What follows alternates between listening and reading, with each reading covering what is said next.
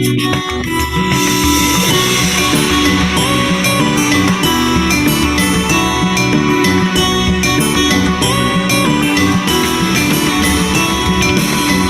isang bansa sa malayong silangan, upirang ngalan perlas ng silanganan.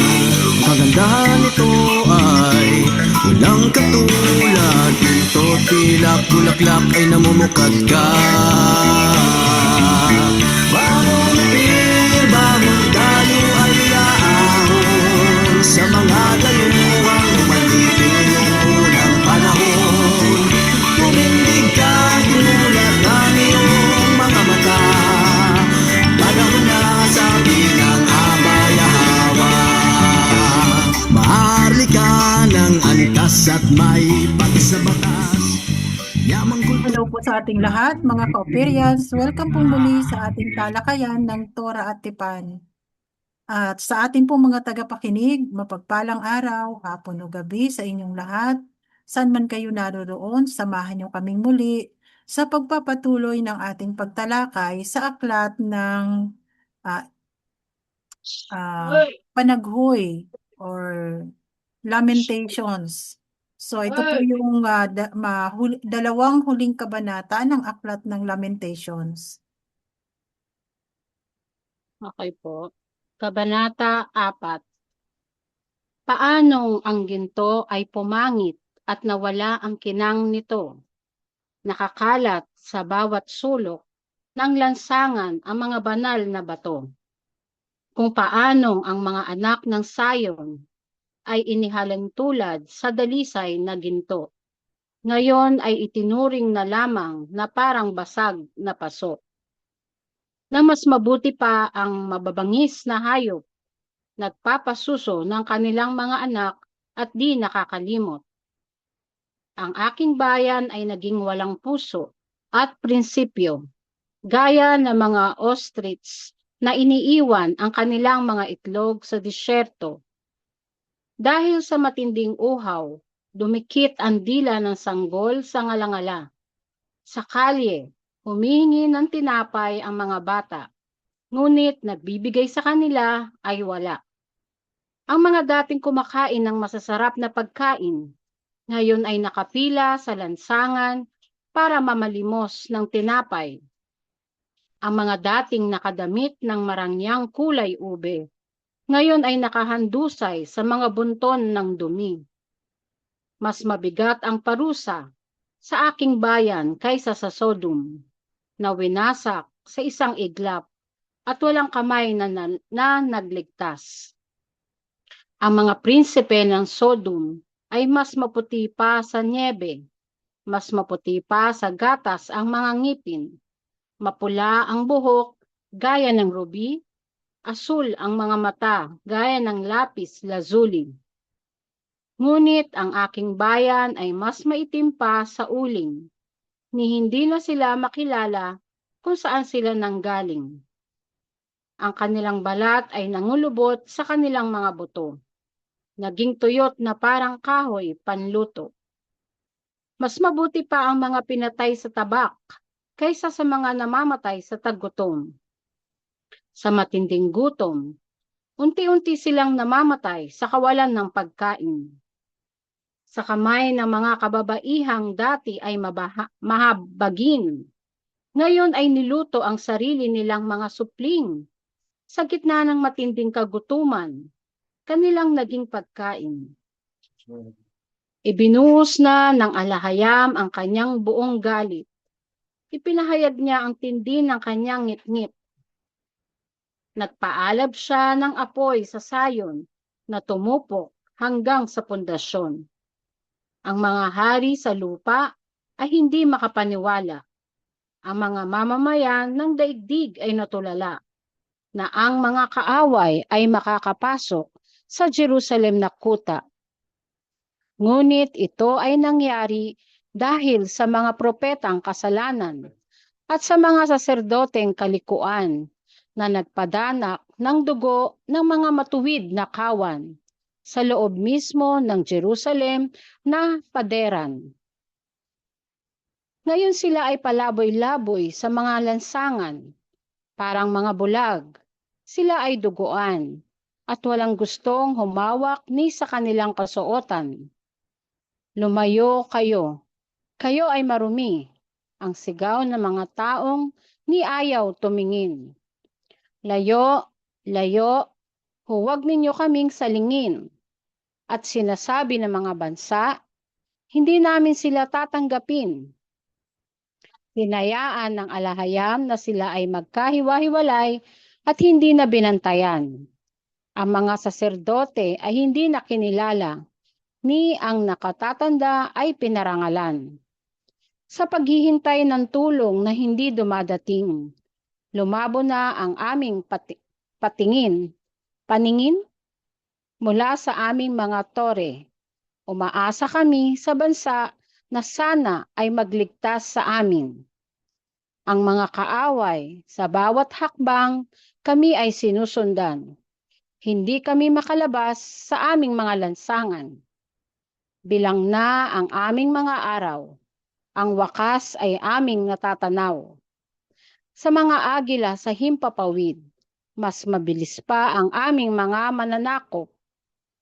Inabangan nila kami sa disyerto at hinabol sa mga bundok.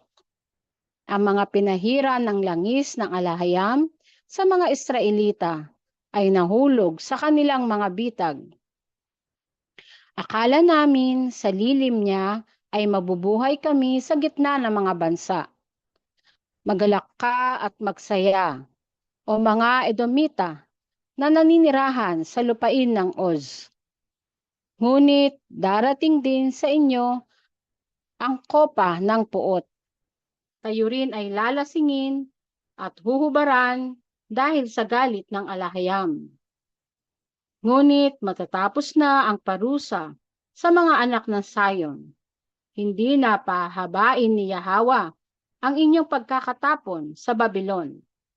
Ngunit parurusahan niya ang iyong kasalanan, o mga anak ng Edom, at ibubunyag niya ang kasamaan ng iyong bansang gutom. Yada. Yada.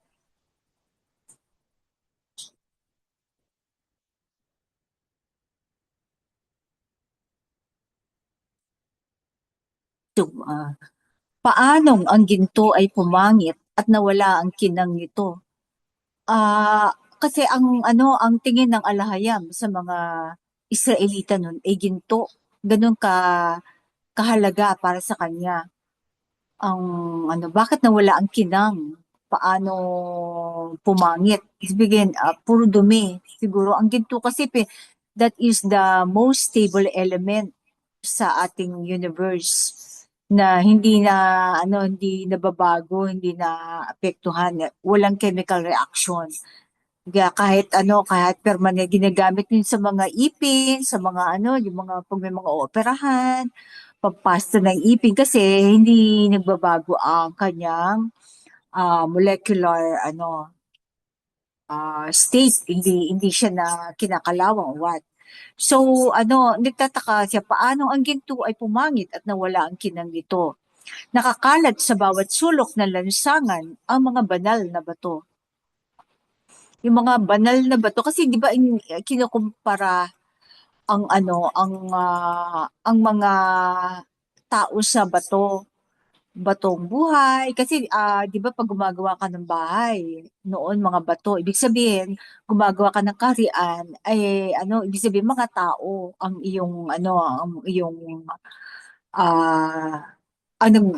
nagbi-build ng isang kaharian, mga tao.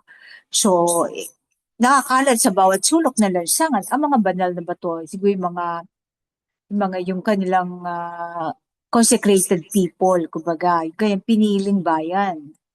Verse 2, kung paano ang mga anak ng siguro ito din it also pertains to yung bato ng templo. Maaring kasi di ba nawasak na rin ang templo. Okay. Verse 2, kung paano ang mga anak ng Zion ay inihaling tulad sa dalisay na ginto, ngayon ay itinuring na lamang na parang basag na paso. Yung clay, yung paso nga ay napakamura, napakaordinaryo. tapos basag pa. Ano, na mas mabuti pa ang mababangis na hayop, nagpapasuso ng kanilang mga anak at di nakakalimot. Kahit na yung mga ano natin, di ba, yung mga alaga natin, alam niya ang kanyang sariling anak, pinapasuso, hindi nakakalimot.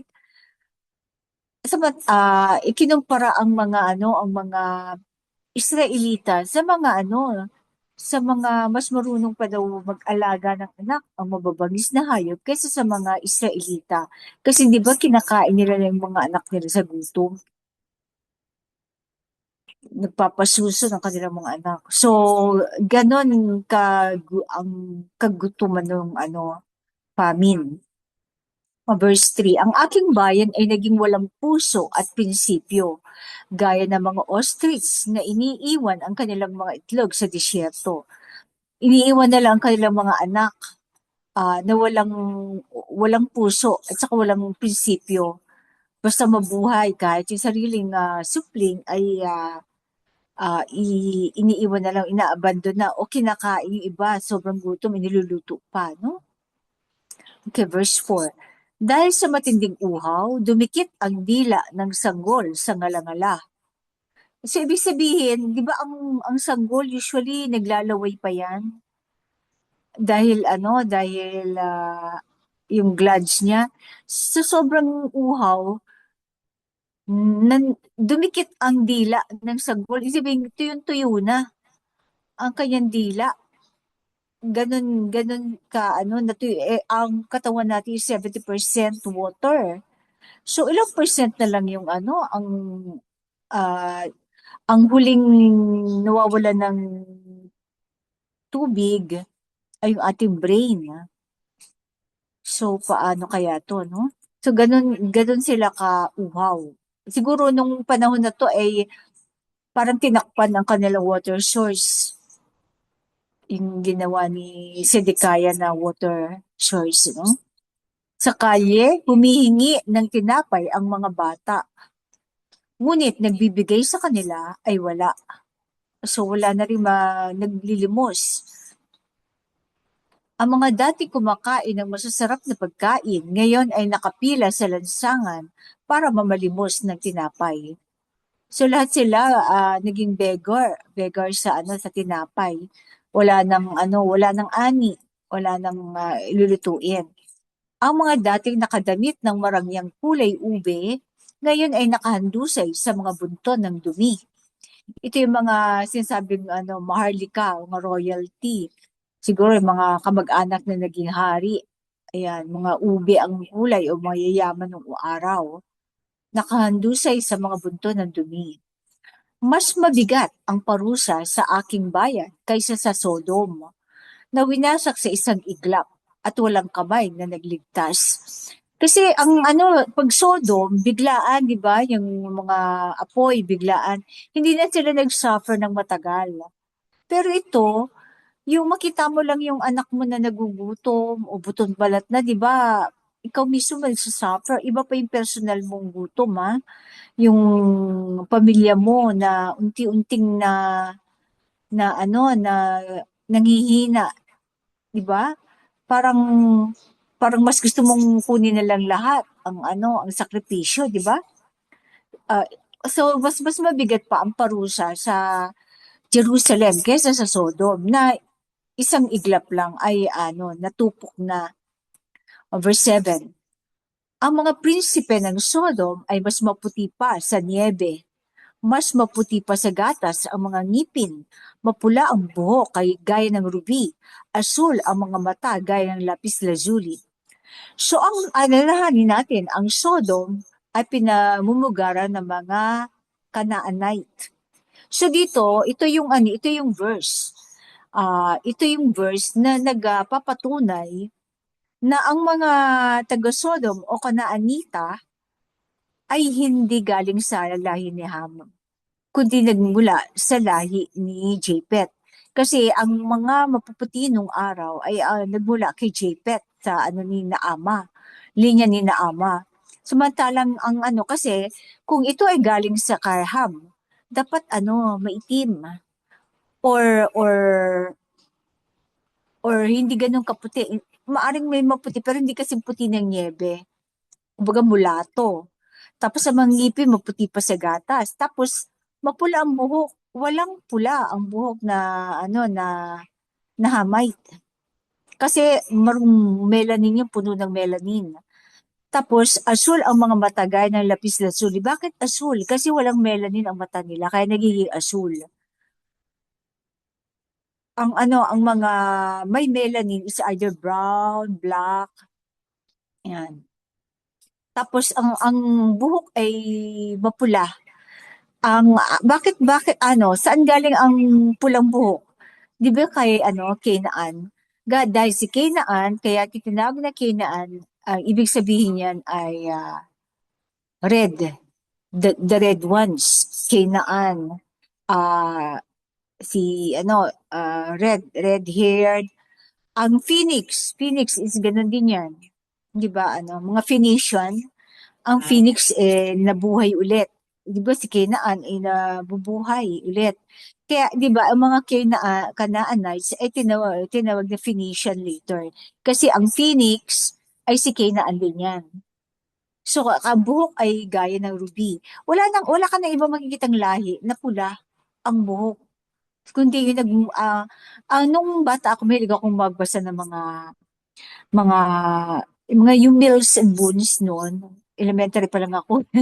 Ang kanilang mga usually ang mga nila European, sa Europe, ganyan, mga castle. Tapos usually ang description sa heroine, sa babaeng bida ay red-haired, blue-eyed, very fair skin. So talaga mga Japetay talaga ang pinopromote nila ang kanilang lahi ng ruby. So may makikita ka sa mga bandang mga Gadir, may mga sa Spain, may mga part doon, mga probinsya doon na halos ganyan ang mga hitsura ng mga babae, mga red hair. Tapos every year meron silang nakikita-kita sila, parang nagkakaroon sila ng parade. Kumbaga merong gay pride, ito naman yung mga red haired na nakikita-kita sila para silang nagse-celebrate 1 week na celebration ng mga red haired. Asul ang mga mata. So, inaano nila ang kanilang lahing pinagmulan. So, parang para sa akin, imposibleng manggaling to sa mga hamay. O kahit sinasabi nilang lahat ng tao daw ay nanggaling sa Africa. Dahil sa mitochondria, yung female, female DNA. O yung maternal DNA. Pero tingin ko hindi magagaling din ang original ng red hair ay hindi sa Africa. Okay, verse 8. Ngunit ang aking bayan ay mas maitim pa sa uling. Hindi na sila makilala kung saan sila nanggaling. Maitim pa sa uling. Di ba mga yan, mga type of Judah? Maitim pa sa uling. Kaya nga nagtago sila sa Africa kasi niisip nila hindi sila makikita o madidistinguish. Kaya lang kasi ang tribe of Judah ay may halong brown. May undertone na brown ang yellow undertone na brown. Kahit sa ating Di ba mga sis ang mas maitim pa sa uling ay yung hamay? oo, kaya lang At tayo saka pagka mas makakapal yung lips nila. oo. Oo. Tsaka black talaga sila. Kinky Black ang nga buhok mo. talaga Black. sila. Kumbaga, Kulot ang buhok na makakapal ang itim. Itim labi. talaga ang kulay nila actually eh. Oo. May halong Shemite ay may brown undertone. Kaya Kahit, nga. kahit naman tayo, di ba, yung mga Aita, mga natin, Negrito, may itim sila pero dark brown. Oo, may Parang, brown. so, parang may So, ibig ang sabihin hamay wala talagang matingkad ang melanin ng mga Shemites. Oo. Ang Africa, talagang black sila eh. Talagang Oo. melanized sila, no? Ang mga Shemite, kahit ang mga Chinese, iba ang puti ng Chinese, iba ang puti ng Japetite. Pag pinagtabi mo, Yeah. yellowish ang Chinese, may undertone na Ang Chinese yellowish. kasi mas fine ang kanilang ang texture ng balat compared mo Oo, sa at mga saka Europeans. yellowish. Ang may pagka-golden nga eh. Tapos ang Japetite, puting-puti talaga. Puti talaga yung kanila parang transparent na puti, parang ganun eh. Yung hindi, pag hindi na ano, tapos hindi sila umiitim. Kahit mag-ano sila, magbilad sila sa araw, hindi sila umiitim, parang namumula lang. Tapos kaya ano, ano sa kanila ang skin cancer, parang, kasi wala silang melanin ng sun protection. No? Ang mga galing nga sa mga pollen yan, di ba? Pero ang mga Mm. Chinese, mga Korean, pag nagbilad sila sa araw, nagba-brown sila. Ibig sabihin, activate yung melanin content ng kanilang balat. Although hindi ganun kadami melanin. Unlike sa atin, ako maarawan lang ng konti, nugnog na ako. Parang parang nung bata ako talaga, mabilad lang sa araw. Yan. So, yung nag-activate ang melanin natin, no? Then, ang kanilang balat ay nangulubot sa kanilang mga buto. Naging tuyot na parang kahoy panluto. Nagkaroon ng mga groups. Kasi syempre, di ba, malusog sila, tapos bigla sila nangayayat sa gutom. So, maglalaylayan ng mga balat nila, parang kahoy eh. Di ba, yung mga groups, yung mga kulukulubot. Parang panggatong eh, panluto, ano? Ah, kanya butot balat, literally, naging butot balat. Verse 9, mas mabuti pa ang mga pinatay sa tabak kaysa sa mga namamatay sa tagutom. Oo nga, kasi hindi, pag natabak, wala na, instant na. Pero yung pag tagutom, yung nga isang araw na hindi ka kumain, di ba yung Day of Atonement, di ba yung iba medyo nahilo-hilo pa, hihina. Pero so far tayo nung Day of Atonement, parang hindi naman tayo nagutom, di ba? Parang lang, dinaan sa kwentuhan. Tsaka kasi pag lang din, is a side note, pag before Day of Atonement, iiwas na tayo sa mga mataas sa starchy food, tsaka mataas na sugar. May mga sugar, iwasan natin kasi pag nag-take ka na, halimbawa, nag-cake ka o uminom ng may sugar, magpipik mag-spike ang sugar mo, then pag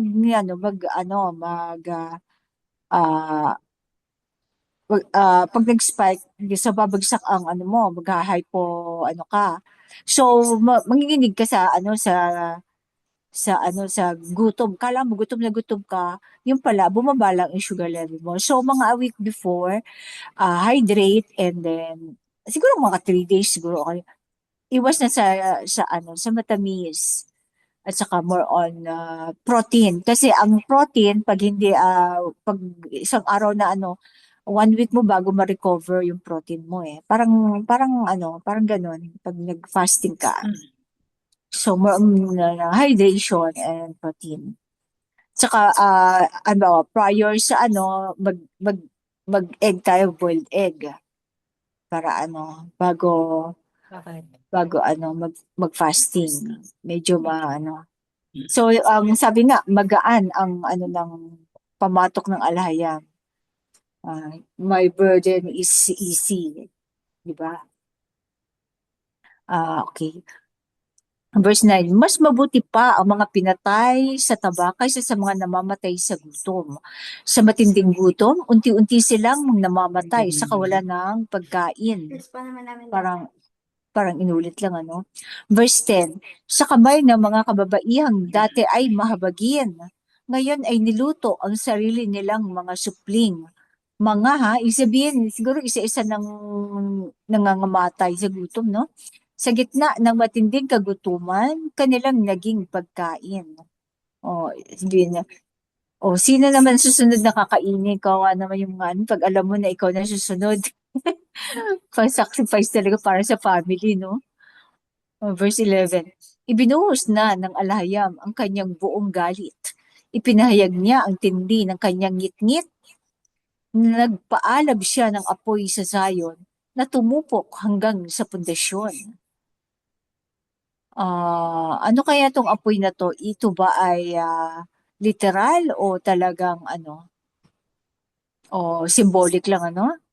So ibinuhos na ng alahayam ang kanyang buong galit. Siguro ano na yan, once and for all, buhos na niya. Nag-cleansing talaga siya, no? Ipinahayag niya ang tindi ng kanyang ngit-ngit. Kasi the fact na nasa Jerusalem ka pa, pagkatapos na nagpadala siya ng propetang kay Jeremiah na pumunta sila sa Babylon, the fact na nasa Jerusalem ka pa, ibig sabihin talagang pasuway ka. Ano? Pasaway, diba? Parang ganon. Kaya binuhusan niya kanyang at saka pinalasap niya talaga ang kanyang galit. Hindi biglaan. Verse 12, ang mga hari sa lupa ay hindi makapaniwala. Ang mga mamamayan ng daigdig ay natulala na ang mga kaaway ay makakapasok sa Jerusalem na kuta.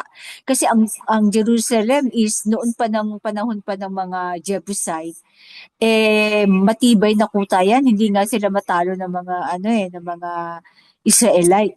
Kaya lang sila nakapasok diyan kasi merong isang tao na parang binayaran nila na itinuro yung secret passage. 'Di ba? Kaya nila na kubkub ang pero actually taga ilang taon pa bago nila na pasok ang Jerusalem. So ngayon, sila na ngayon mas tinibayan pa nila.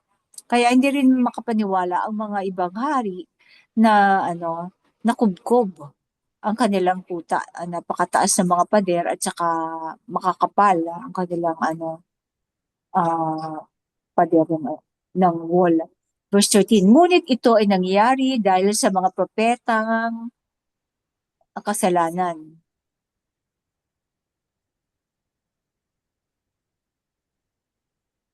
at sa mga saserdoteng kalikuan. So yung mga propeta, ng mga false prophet, nagkasala sila, tapos yung mga saserdote, wicked or hindi righteous, na nagpadanak ng dugo ng mga matuwid na kawan sa loob mismo ng Jerusalem na paderan. O so pinatay nila yung mga matutuwid. Siguro yung mga susumbong o kaya yung mga ah, 'di ba dito pag nagsalita ka against sa mga namumuno, ikaw ang tutuligsain. Parang gano'n siguro. O susuplong ng mga lihim na na corruption. Yan. Sila ang pinapatay sa loob mismo ng Jerusalem na padaran.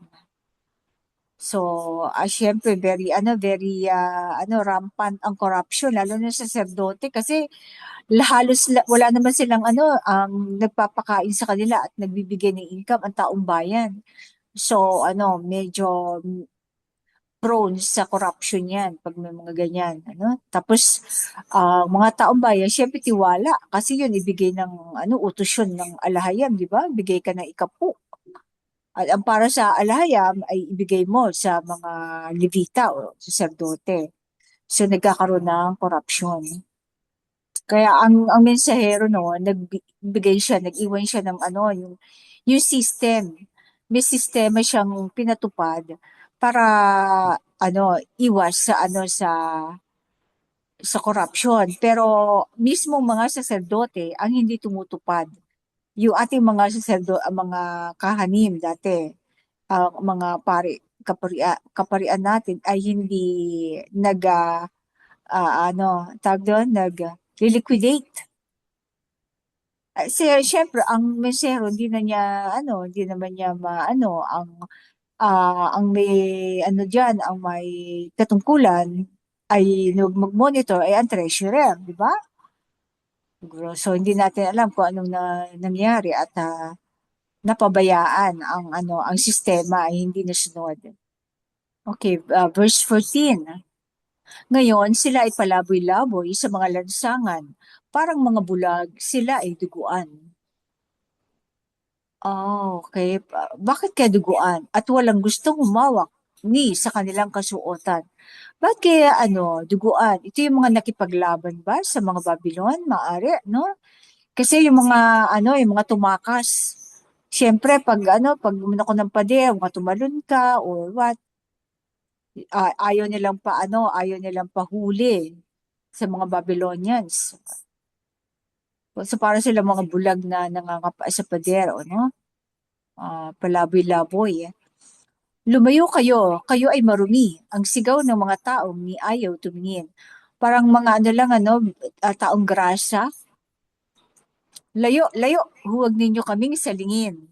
Ayaw naman madikitan. At sinasabi ng mga bansa, hindi namin sila tatanggapin. So, walang tumanggap na mga ibang mga bansa o na walang nagkanlong. Kasi madudumi. Tapos, syempre, ano na, butot balat na, walang pakinabang. Kumbaga, ano pa magagawa ng hanap buhay o trabaho, di ba? Kung ano butot balat, pakakainin pa nila, tagtuyot nga nun. Di ba? Hindi namin sila, pang liability pa sila. Hinayaan ng alahayam na sila ay magkahiwa-hiwalay at hindi na binantayan. Ang mga saserdote ay hindi na kinilala, ni ang nakatatanda ay pinarangalan. So, hindi na niya kinilala ang mga saserdote. Itong verse 16, parang parang napapanahon din sa atin. Hinayaan ng alahayam na sila ay magkahiwa-hiwalay. Pero siguro naman binabantayan tayo, no? Tapos ang mga saserdote ay hindi na kinilala, ni ang nakatatanda ay pinarangalan. Yung ating mga mga sisi, di ba? Hindi na kinilala yung mga natin. So naulit lang ngayon sa panahon natin, no? Verse 17. Sa paghihintay ng tulong na hindi dumadating, lumabo na ang aming paningin. Mula sa aming mga tore, umaasa kami sa bansa na sana ay magligtas sa amin. So umaasa sila na mayroong pang bansang magliligtas sa kanila. Ang mga bansa na tinulungan nila dati. Kaya lang kasi yung mga bansang tinulungan nila dati, napatapon din ng nakubkub din ng Babylon. At ang kanilang mga hari ay kinuha din dinala. So, ang mga natitira doon sa mga tikitong Amon, yung mga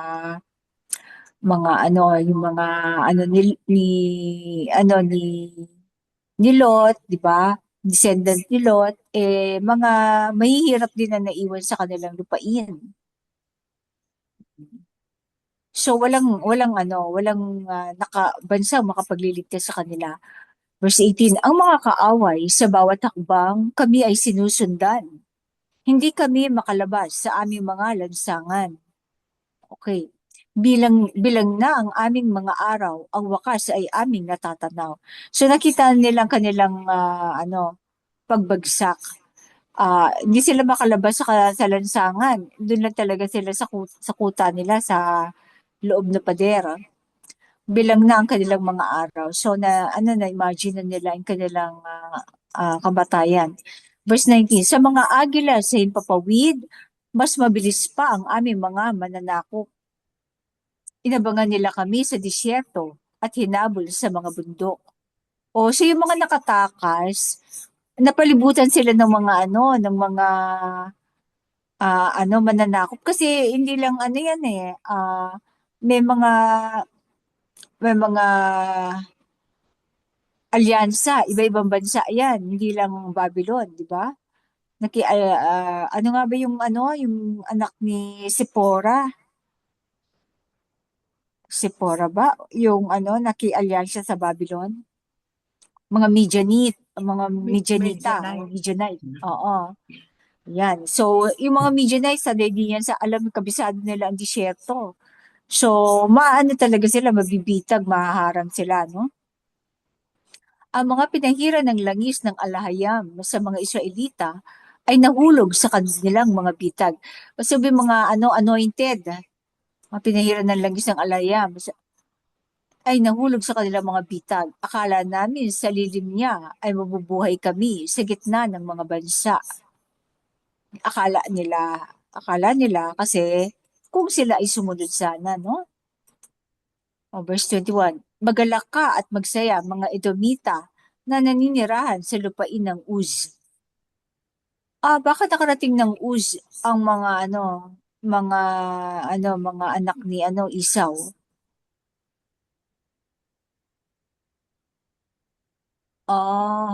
Bakit sa Uz na? Ang Uz kasi bandang ano na to eh.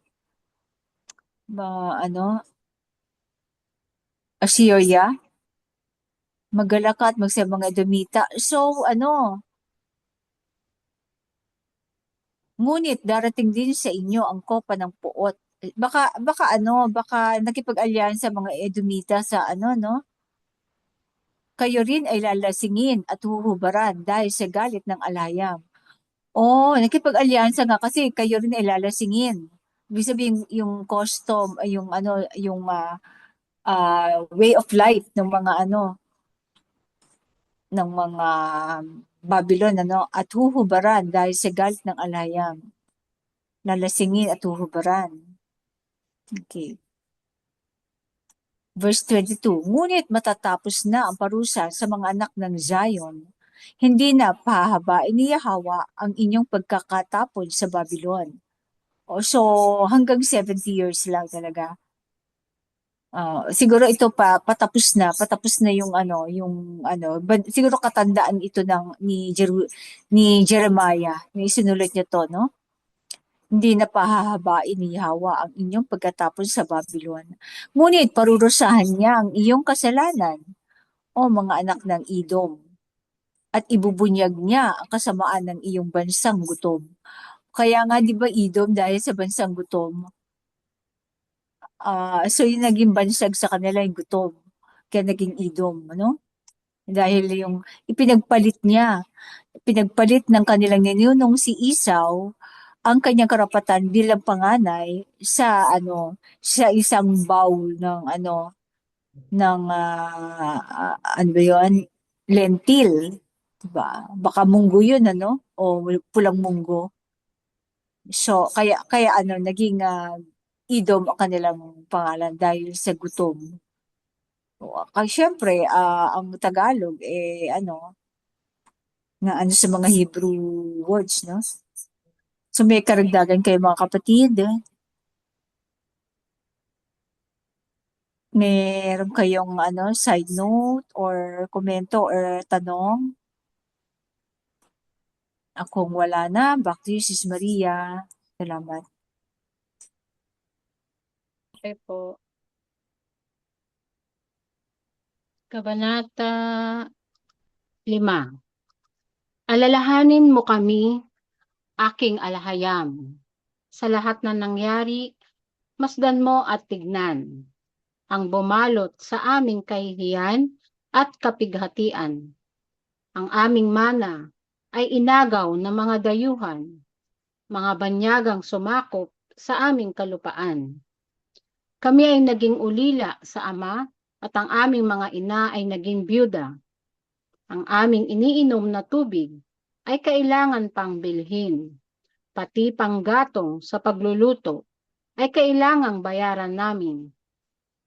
Hinahabol kami ng aming mga kaaway sa bawat hakbang. Kami ay pagod na at hindi na makahanap ng kapahingahan. Kami ay nagpakaaba sa Egypt at Assyria kapalit ng tinapay upang kami lang ay mabuhay. Ang aming mga ninuno na nagkasala at patay na, ngunit kami ang dumaranas na kanilang parusa. Ang mga dating alipin, ngayon ay namumuno sa amin. Wala ni isa na magliligtas sa amin.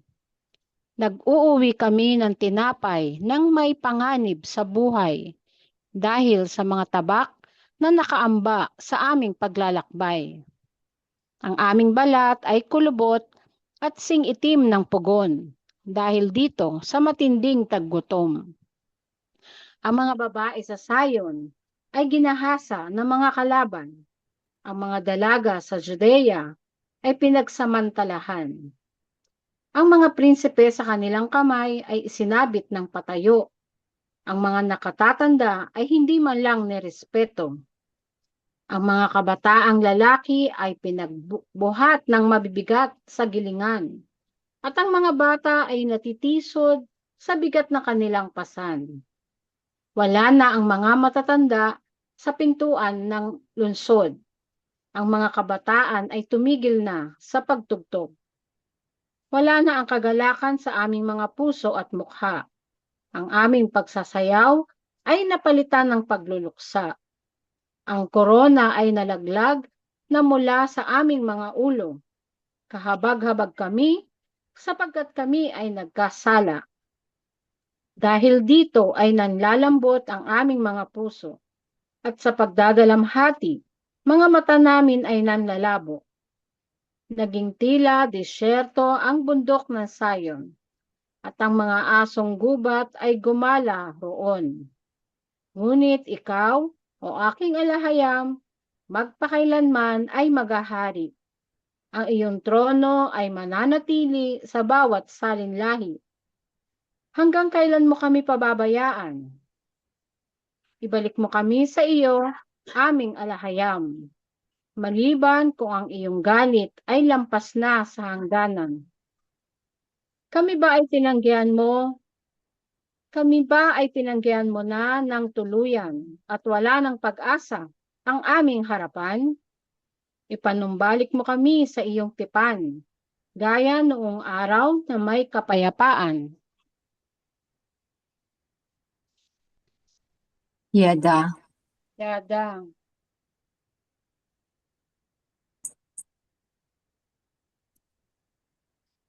Mm.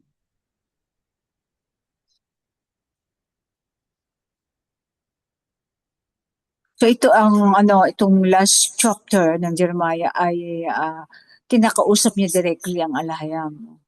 O pagpapaawa siya at tingnan mo kami, alalahanin mo kami aking alahayam. Sa lahat ng nangyari, masdan mo at titingnan. Kasi iniisip niya, nakalimutan na sila, no? Ang bumalot sa aming kahihiyan at kapighatian.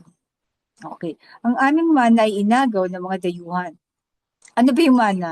Yung kanilang kalupaan, di ba? Minana nila yun sa kanilang ninuno kay Abraham. Ibang kay Shem, eh. Mga banyagang sumakop sa aming kalupaan. Yung mga banyagan, yung mga dayuhan. Kami ay naging ulila sa ama at ang aming mga ina ay naging byuda. Siyempre, mga lalaki ang nagkipaglaban. So, mga nangamatay, yung kanilang mga ama. Or dinala sa Babylon, iba, no? At ang aming mga ina ay naging byuda. Ang aming iniinom na tubig ay kailangan pang bilhin. Pati panggatong sa pagluluto ay kailangan bayaran namin. Ito ay applicable to sa atin ngayon no? Bumibili pa tayo ng ating inumin. Unless meron kang filter sa bahay, maayos na filter. Tapos bumibili tayong LPG, panggatong.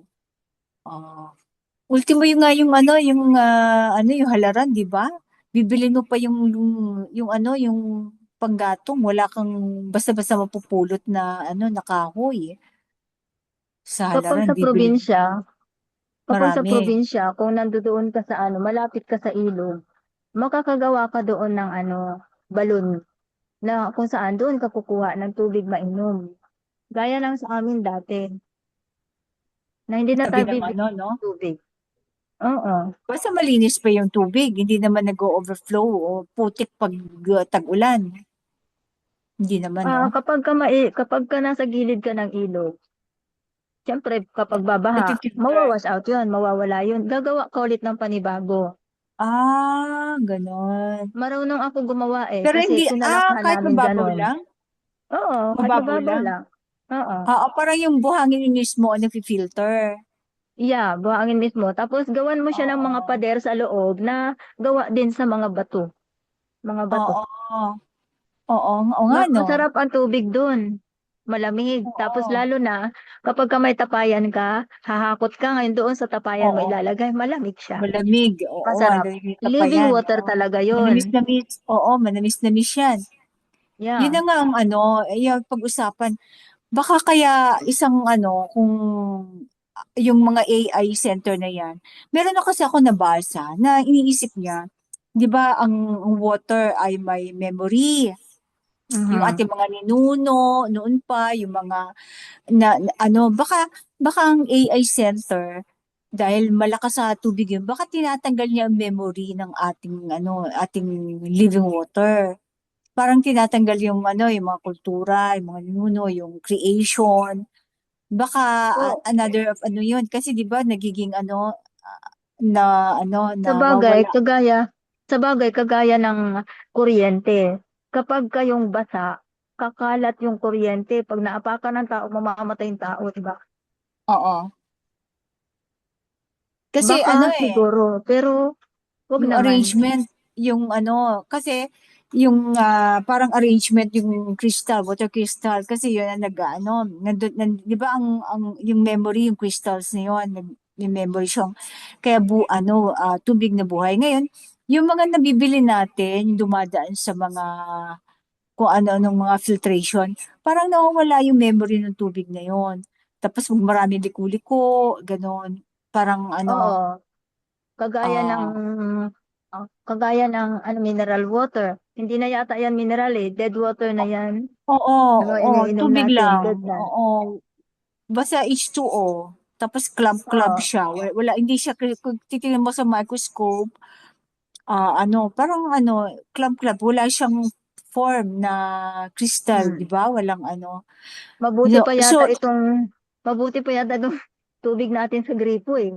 Ang meron dito lang chlorine. ay, Pero ano living naman water. yun? Paano naman yung pupunta naman sa brain yung chlorine? Tapos Oh, hindi mo yun alam kung lang. anong mga metal na nilalagay niyan. Di ba yung mga mga chemtrails? Hindi mo alam kung saan babagsak yun.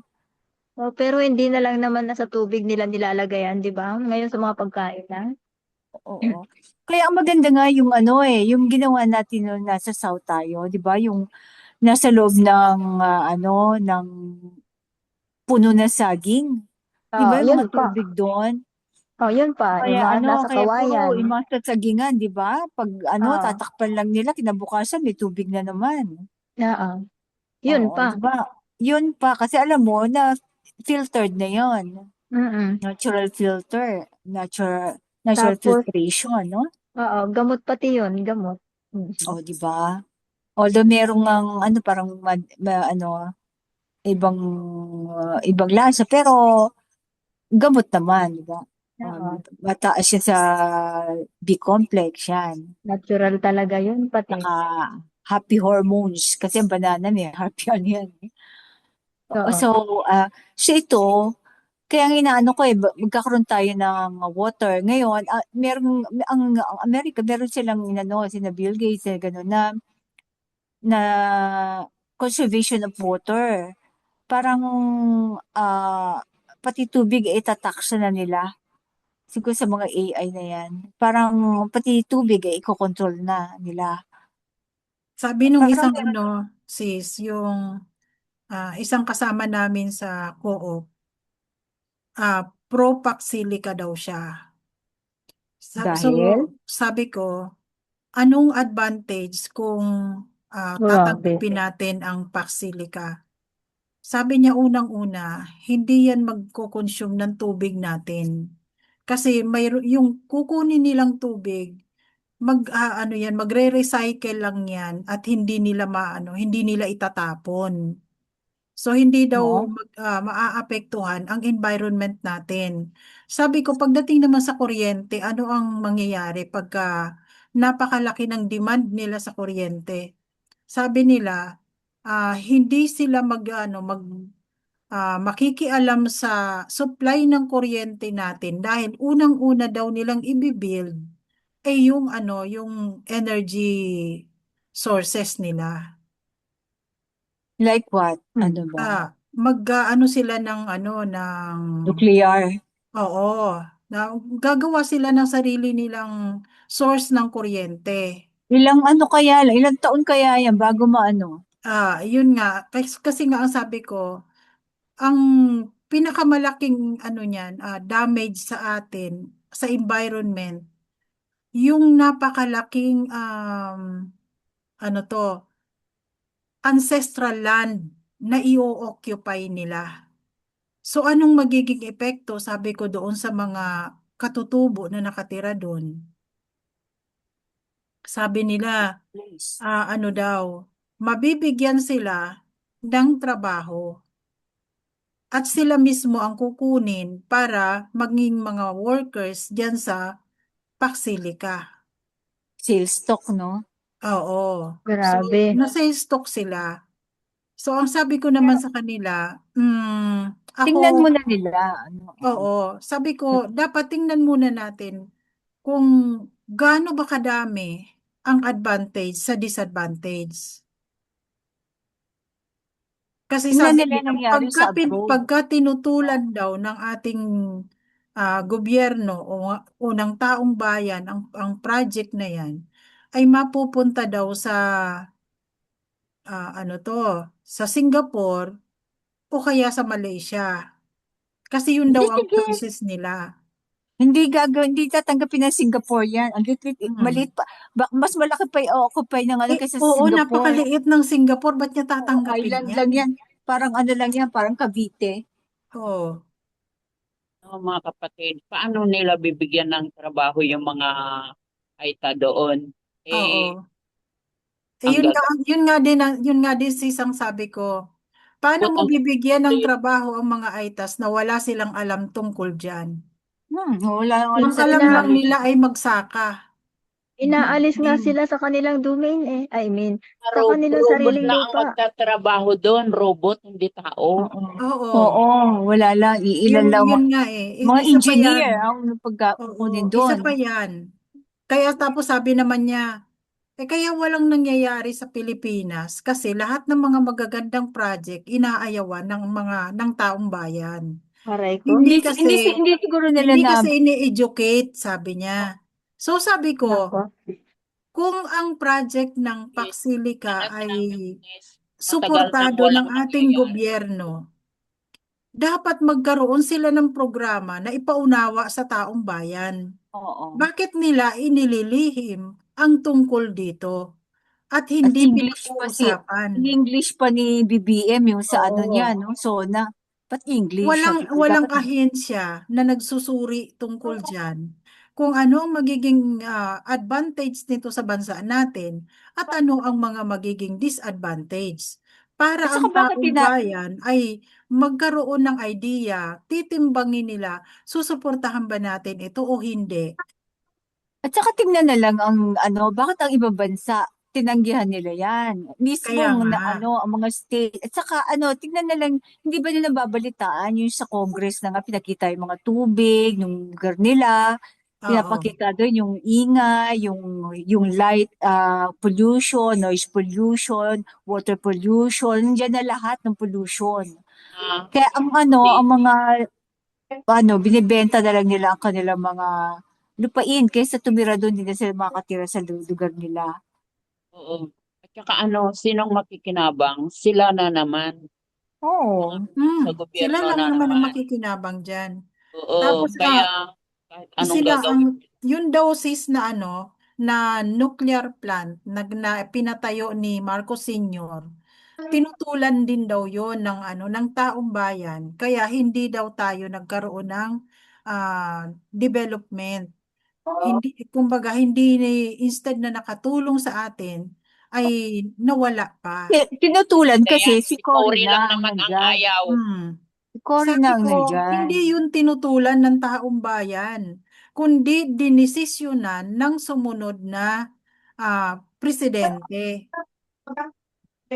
Oh. Kasi sabi ko, maraming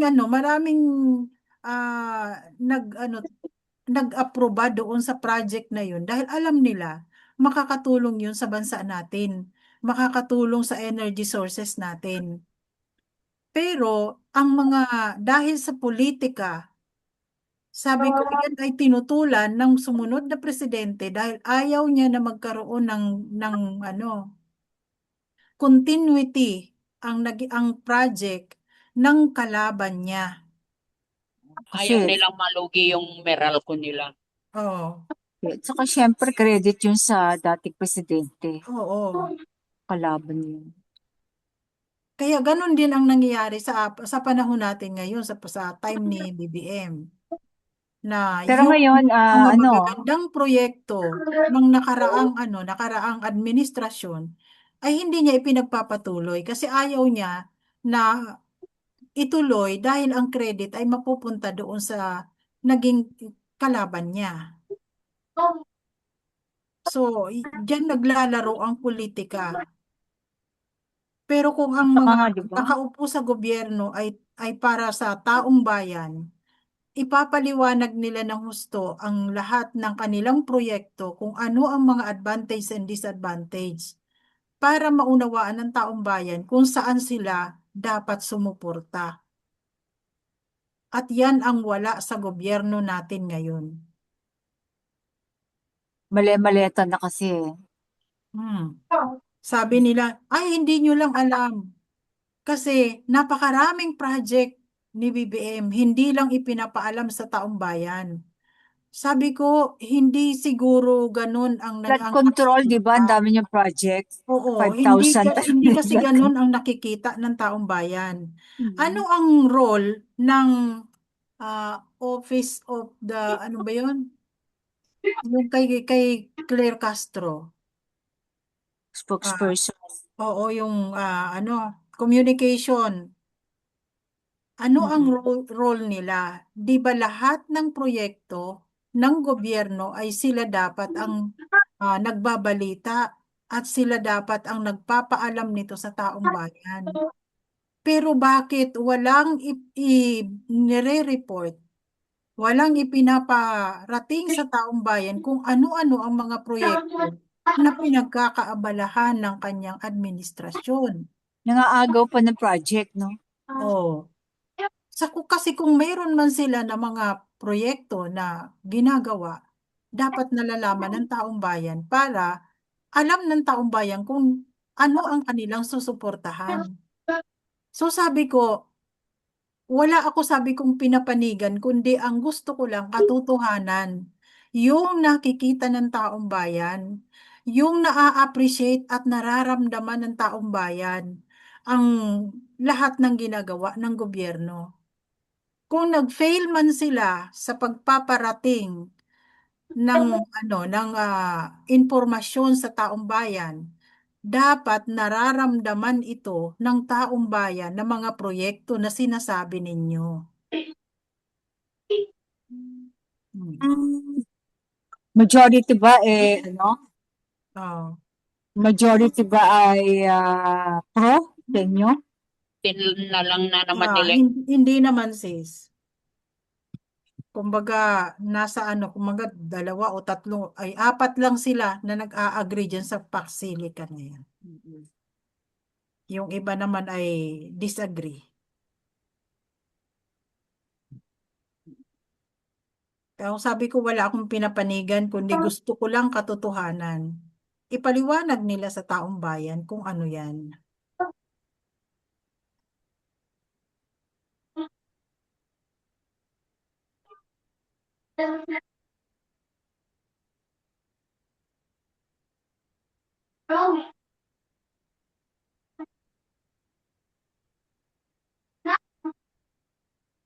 Sige, tuloy mo na sis.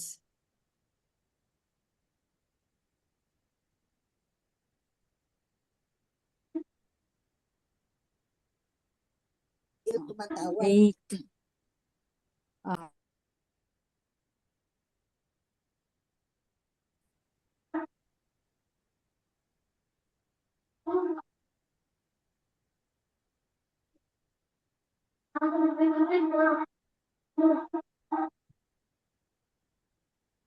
Si Salty, tuloy mo na.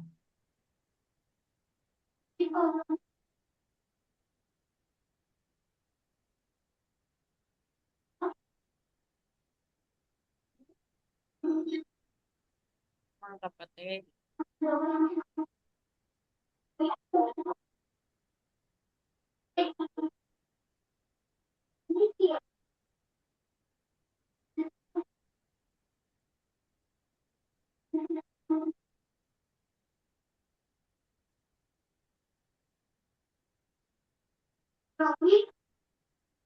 Pasensya na. At ano yung phone ko. Hindi ko ma-unmute. Okay. Okay, wait.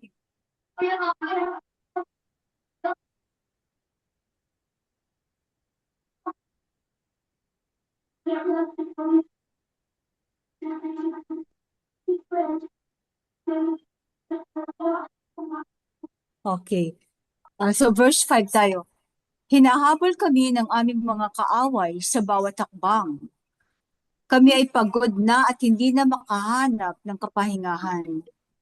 So, hinahabol sila. So, talagang nakaano lang sila, nakatatago lang sila kasi ayaw nilang madala sa Babylon. So, tinitiis nila ang kahirapan sa Jerusalem kaysa sa Babylon. Verse 6, kami ay nagpakaaba sa Egypt at Assyria, kapalit ng tinapay, upang kami lang ay mabuhay. So, nagpakababa sila sa mga Egyptian. Pumunta sila sa south, saka sa mga Assyrian para lang bigyan sila ng tinapay. So nagpakaalipin sila kaysa sila pumunta ng Babylon. Ayaw talaga nilang sundin yung sinabi ni Jeremiah. Siguro ganyan ng siguro pinatigas ng alahim ang kanilang mga puso para masama sila sa mga lilipulin. Alam mo naman ang alahayam ay may control ng ah,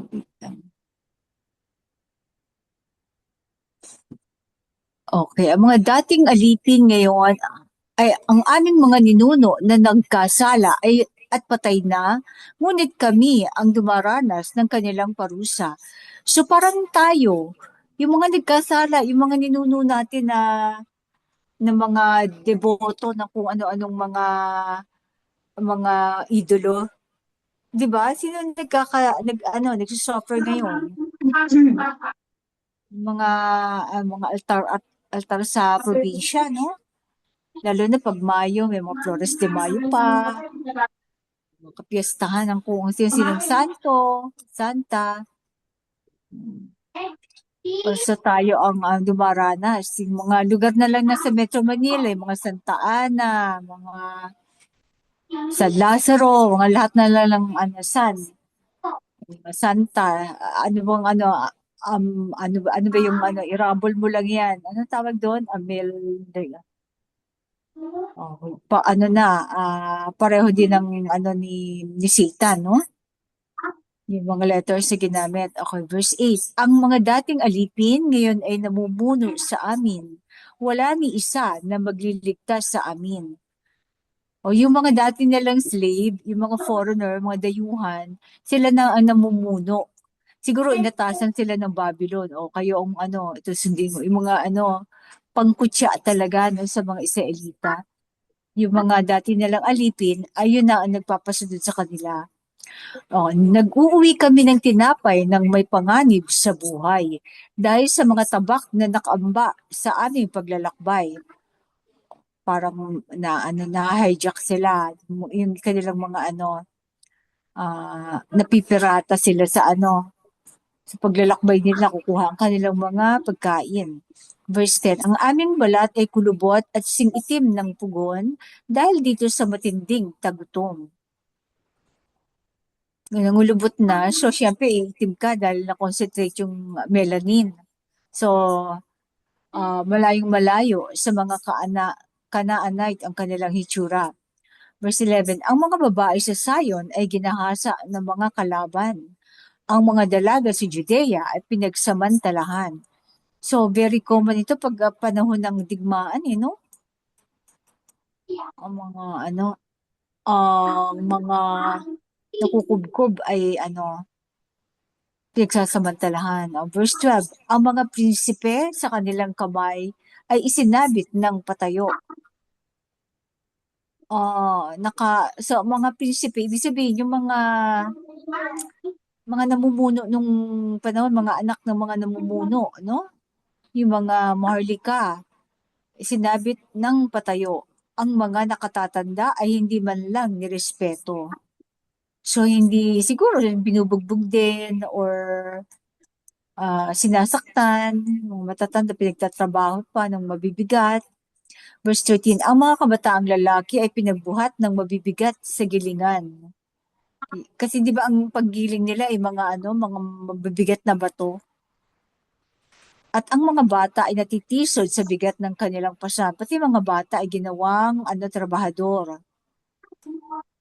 Verse 14, wala na ang mga matatanda sa pintuan ng lungsod. Ang mga kabataan ay tumigil na sa pagtugtog. Okay. So yung mga matatandang nagtitipon sa ito nga palang gilingan na to. Kasi ang ginigiling dito yung mga mais, ginagawa nilang flour, ginagawa tinapay, di ba? Yung mga, kung ano man ang kailangan gilingin para panggawa ng tinapay. Yung gulingan bigat na bato yan, paikot-ikot. Yan ang naging ginawa din ni Samson, di ba? Yung bulag siya, pinagigiling siya, paikot-ikot. Wala na ang kagalakan sa aming mga puso at mukha. Ang aming pagsasayaw ay napalitan ng pagluluksa. So mahilig talaga sumayaw ang mga, di ba, Tribe of Judah, magagaling sumayaw yung mga yan, mga hip-hop, kahit mga babae, magagaling sumayaw, no? May rhythm talaga. Kahit ang ating mga katutubo, di ba, yung rhythm nila, aside sa pag-awit, sa pagsasayaw din. Verse 16, ang korona ay nalaglag na mula sa aming mga ulo. Kahabag-habag kami sapagkat kami ay nagkasala. Bakit korona? Para kasi royal yan royal blood. Kasi 'di ba yung chosen na blood mula pa kay Shem hanggang kay Abraham. Kumbaga linyada yan ng mga hari. David, 'di ba? Ang corona ay nalaglag na mula sa aming mga ulo. Parang naglaho ang kanilang pagiging royal blood ay hindi nila kinonsider ng mga kalaban o mga mananakop. Kabag-kabag kami sapagkat kami ay nagkasala. So inacknowledge nila na iyon ay dahilan ng kanilang pagkakasala. Verse 17, dahil dito ay nanlalambot ang aming mga puso at sa pagdadalamhati, mga mata namin ay nanlalabo. Saka iyak siguro. Saka kulang sa sustansya, no? Nanlalabo na. Dumidilim sa paningin dahil sa gutom, no? Naging tila disyerto ang bundok ng Zion at ang mga asong gubat ay gumagala roon. Naku, mahirap yung mga asong gubat. Baka maunahan pa silang kainin bago sila ang maghunt ng asong gubat. Hintay siguro ng mga yung mga cars, yung mga patay na na hindi na nakuhang ilibing. Naging tila disyerto kasi wala nang ulan. Walang ulan ng ilang taon siguro to. Ilang buwan. Verse 19, ngunit ikaw o aking alahayam, magpakailanman ay maghahari.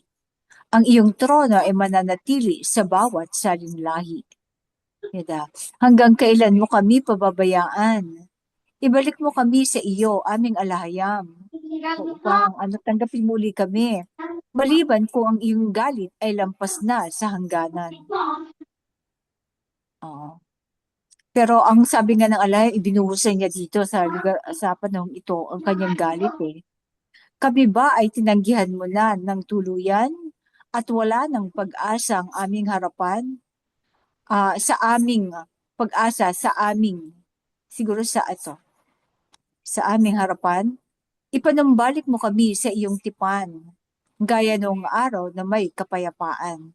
So, nagmamakaawa si Jeremiah na bigyan pa uli yung ibalik sila sa tipanan, sa kasunduan, sa alahayam.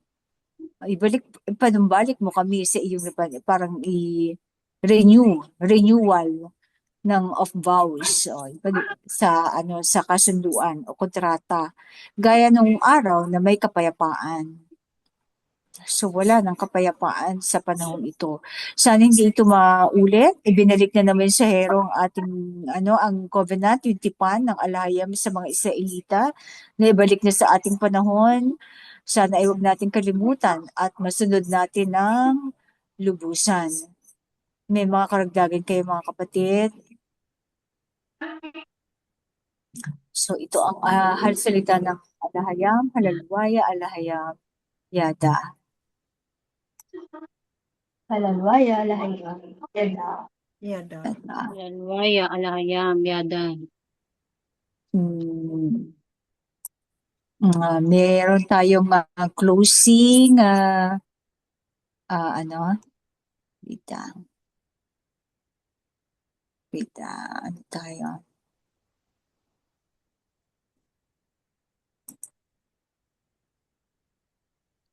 Sino bang share ng music? O ano? Ikaw na sis.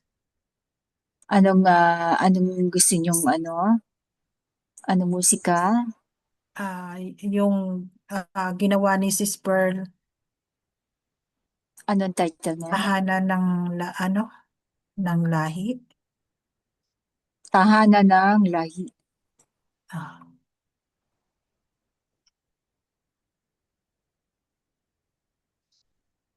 Nandito ba siya sa Tahanan ng nasa lahing playlist. pinili. Oo. Tahanan ng lahing pinili. Ah,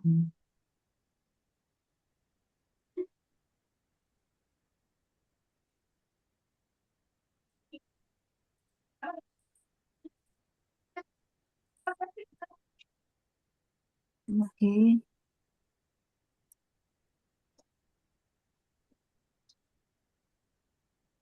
Nasa playlist ba yun, sis? Yes, oo. Nasa playlist natin.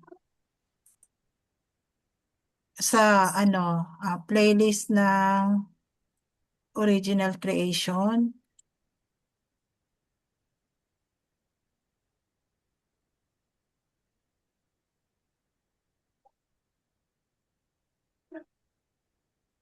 Siguro nasa huli yun, Rita. Covenant Keepers. Panalangin, 10. Okay, verse 21.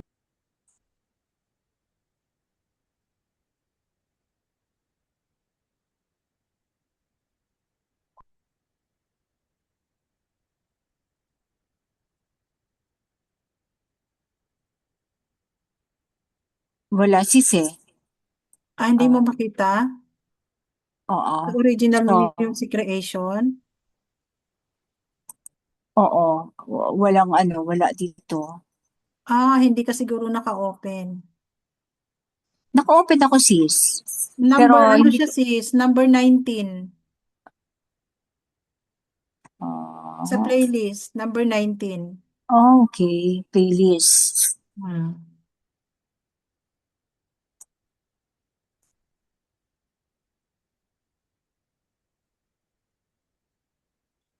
Ophir, tahanan na lahi. So Ophir ang umpisa. Okay. Oo. Sige. Wait, ano ko muna, stop share ko. Pasensya na mga kapatid at ako'y nangangapa pa. Emma? And then, ay, naka-record po ba? Okay, wait. Opo. Stop share.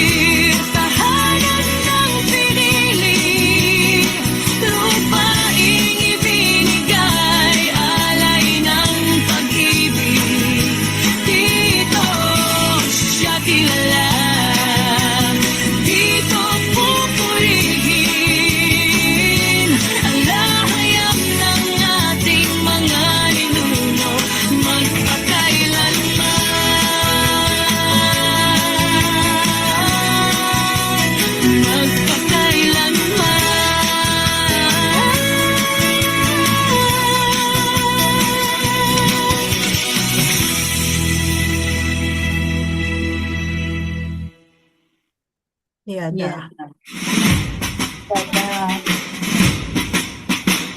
Dinggin o langit, o lupa ang aking salita, sa labi